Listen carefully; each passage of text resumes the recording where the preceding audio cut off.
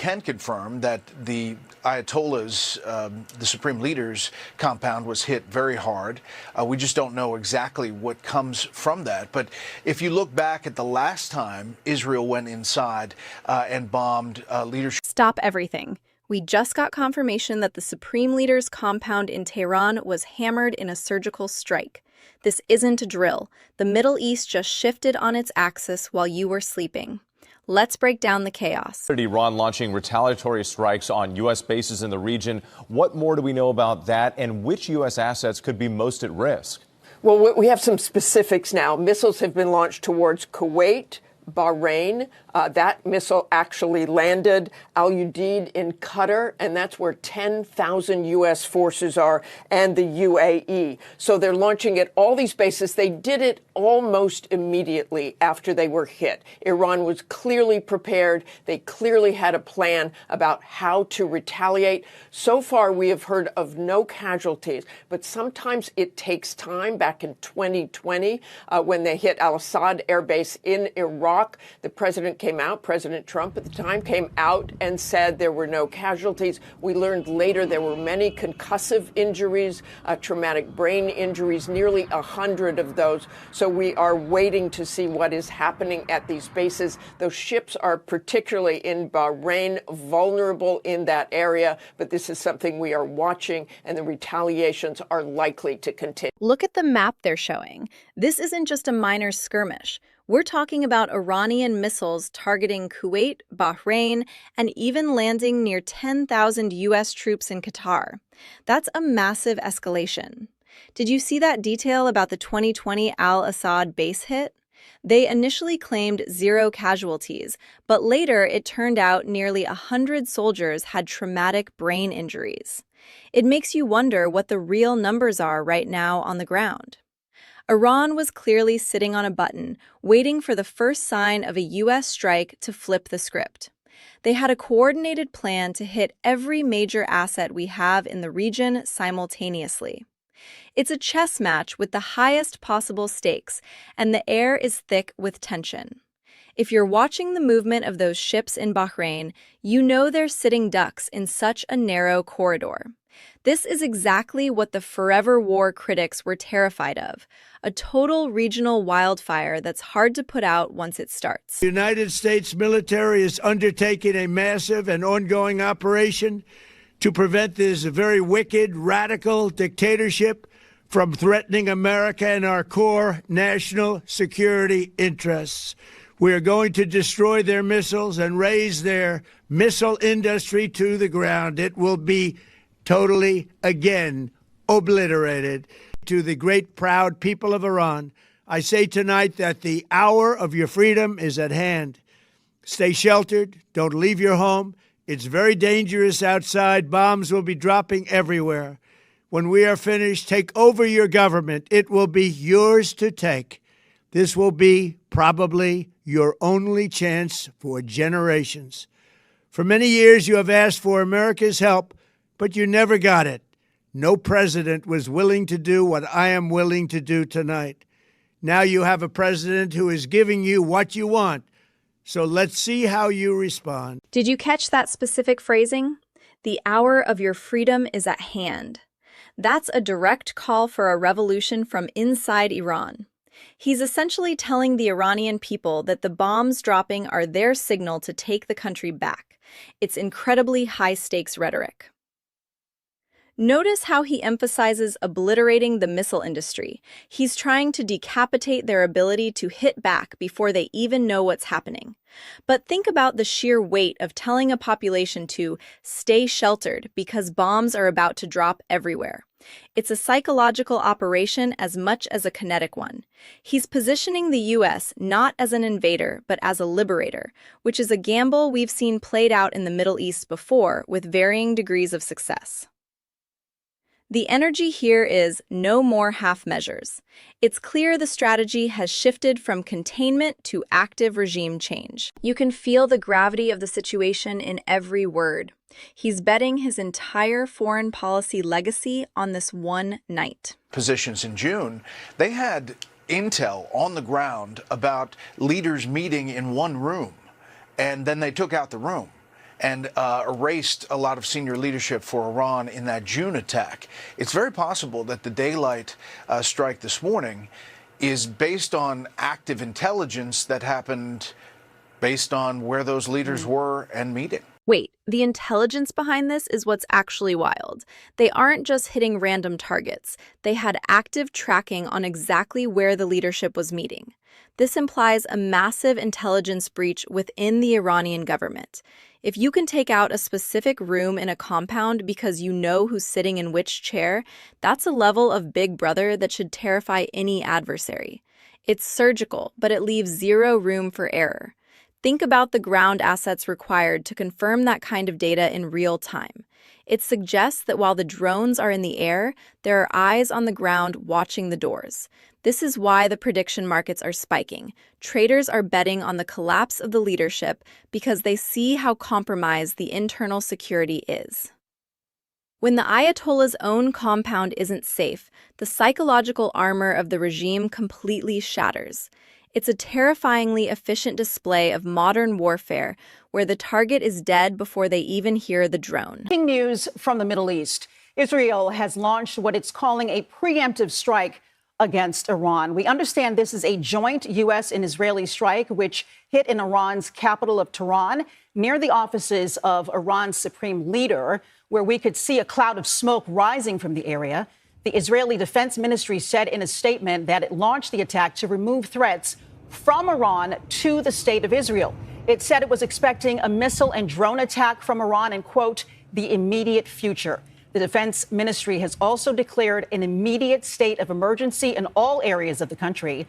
This Israeli strike comes on the heels of a massive U.S. military buildup in the area. The U.S. has been assembling a vast fleet of fighter jets and warships in the region in an attempt to pressure Iran into a deal. That smoke rising over Tehran is a visual the world hasn't seen in decades.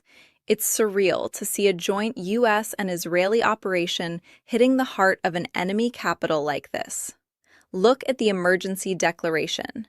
The entire country of Israel is in a state of emergency now. They knew the retaliation would be instant. This wasn't a wait-and-see move. It was a hit-them-before-they-hit-us strike. The buildup of fighter jets and warships in the area wasn't just posturing. It was the foundation for this exact moment. You can see the urgency in the reporting. They're emphasizing that this happened while most of the world was sleeping, which is a classic tactic to minimize immediate global protest and maximize the element of surprise. The fact that it's a preemptive strike suggests the intel they had wasn't just about leadership meetings, but about an imminent launch from Iran toward Israel. They decided to pull the trigger first to prevent a catastrophe, effectively starting the war to stop a bigger one. Like Thomas Massey, who wrote this, acts of war unauthorized by Congress. The U.S. is attacking Iran, according to the AP. What is your response to Massey and to your colleagues who don't agree with this? That's bizarre.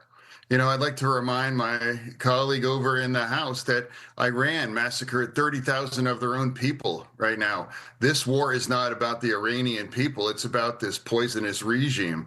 And that's why I'm proud to stand with our military. I'm proud to stand with Israel, too. I might be a Democrat, but in this specific case, the president is absolutely correct to do these kinds of actions. And now we have Israel's back. And now that's why it's entirely the path for peace in that region. How many treaties, how much negotiation? I never thought they would work. Iran has only ever responded to these kinds of things. And now here we are right now, and they have the opportunity, real peace, and to change their way, committed to trying to destroy Israel and destabilizing the entire region. You have to admit, seeing a Democrat like Fetterman come out this strongly in support of the Republican president's strikes is a massive political plot twist. He's calling out his own colleagues, basically saying their opposition is bizarre. That's a huge fracture in the party line. He's pointing to the 30,000 people the regime massacred as the moral justification. It's rare to see that kind of cross-aisle unity in today's climate. He's arguing that negotiation has failed for years and that force is the only language this regime understands. When you have voices from both sides of the aisle agreeing that real peace only comes after the regime is gone, the political war powers pushback starts to look a lot weaker. He's essentially giving the administration a shield against the partisan war accusations. It's a fascinating look at how national security can suddenly override internal politics, and Fetterman is leaning all the way into it, regardless of the heat he'll take from the progressive wing. The administration has taken every possible step to minimize the risk to U.S. personnel in the region. Even so, and I do not make this statement lightly, the Iranian regime seeks to kill. The lives of courageous American heroes may be lost, and we may have casualties. That often happens in war. But we're doing this not for now. We're doing this for the future, and it is a noble mission. We pray for every service member as they selflessly risk their lives to ensure that Americans and our children will never be threatened by a nuclear-armed Iran. We ask God to protect all of our heroes in harm's way, and we trust that, with his help, the men and women of the armed forces will prevail. We have the greatest in the world, and they will prevail. This is the part most leaders try to gloss over, the admission that courageous American heroes may be lost. It's a grim reality check. He's not promising a bloodless victory. He's preparing the public for the casualties that often happen in high-stakes conflict. It's a strategic move to manage expectations. By framing it as a noble mission for the future of our children, he's trying to build a moral foundation for the grief that might follow.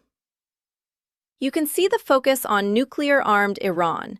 That's the ultimate boogeyman being used to justify the risk. It's a sobering moment in the middle of all the obliteration talk. He's asking for prayers for the service members, which shifts the tone from a triumphalist commander to a leader burdened by the cost of war. It's a calculated appeal to the heart of the country, ensuring that if and when the bad news comes, the narrative is already set. It was for a noble and necessary cause to prevent a nuclear disaster. Almost everything that he's doing that seems herky-jerky has an ultimate strategic purpose to diminish the power of the Chinese and to turn Russia and China against each other and to have a cultural revolution, counter-revolution in the United States that makes our adversaries think that we are serious and dangerous, whether it's closing the border or having immigration reform or pressuring Mexico about fentanyl or recalibrating the Pentagon, you name it, and economically more powerful. Instead, they just say, well, he tweeted this or his tariffs, but actually there is a plan and it's working. Yes, it sure is. Victor Davis Hanson is laying out the grand chessboard here. He's suggesting this isn't just about Iran. It's a signal to China and Russia.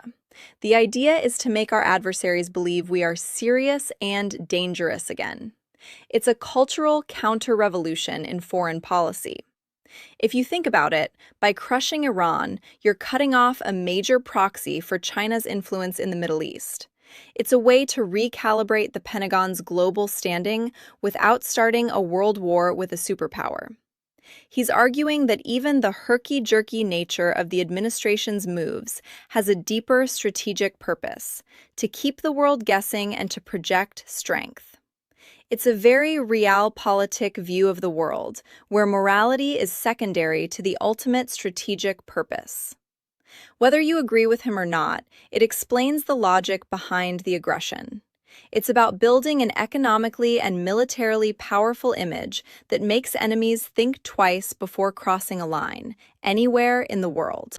Donald Trump has launched a war on Iran. The Congress must reconvene on Monday to vote on Thomas Massie and my war powers resolution to stop this war. Trump says his goal is to topple the Iranian regime. But the American people are tired of regime change wars that cost us billions of dollars and risk our lives. We don't want to be at war with a country of 90 million people in the Middle East.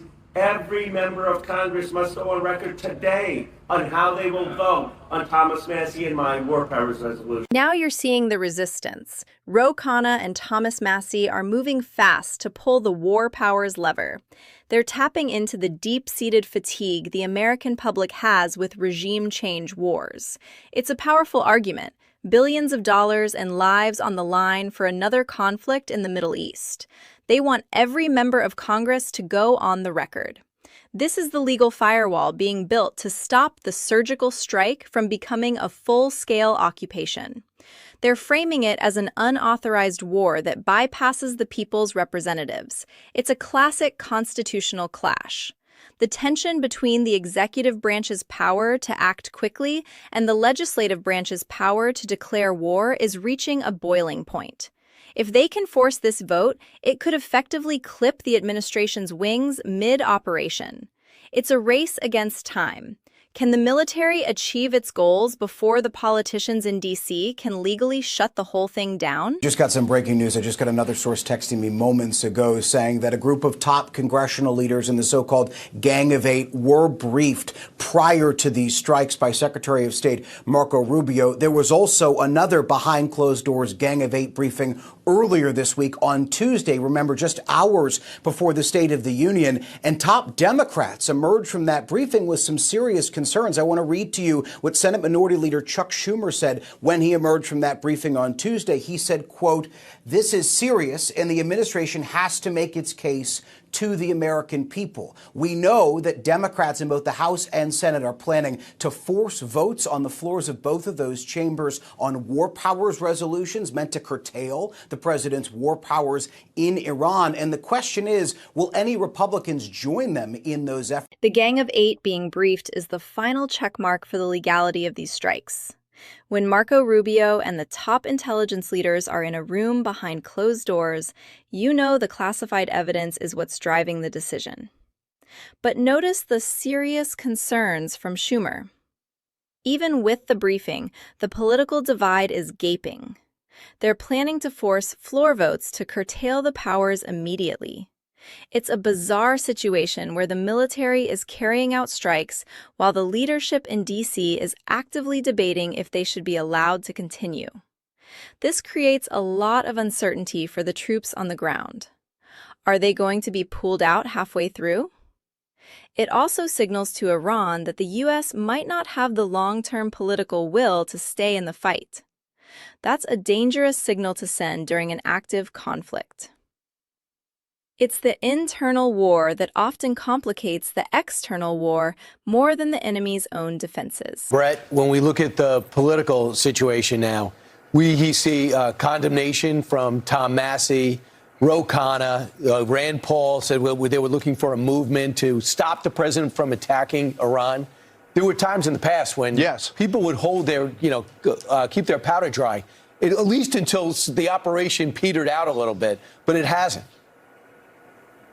I think you're going to see that. I think you're going to see an effort by those folks, maybe others, Tim Kaine in the Senate, to try to pass a resolution to bring Congress in to have some kind of approval process, even as this operation is underway. And I think that that's probably the politics of the moment. There are a lot of Republicans who are skeptical about the way forward, but I don't think you'll hear from a lot of them in mass on this since the president has launched this operation. Listen, you have two sides of the party. You have the Lindsey Grahams, who have been calling this for a long time, saying that this is the time and the Iranian regime has never been this weak.